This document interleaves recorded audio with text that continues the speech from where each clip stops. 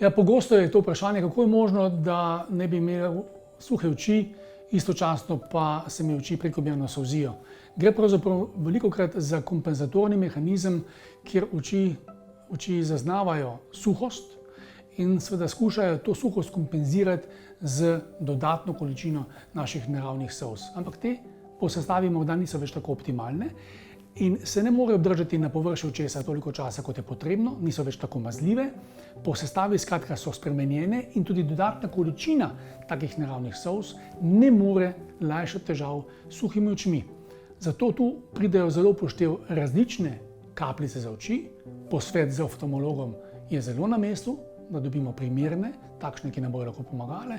Posebej bi izpostavil seveda tudi naše naravne kapljice, Foglove kapljice za oči s smetliko in hialuronsko kislino, ki v kombinaciji zagotavljajo dodatno vlažnost očesa, tudi takrat, kadarkoli ta ni več tako optimalna zaradi različnih vzrokov. Farmedica, vaš partner pri zdravju.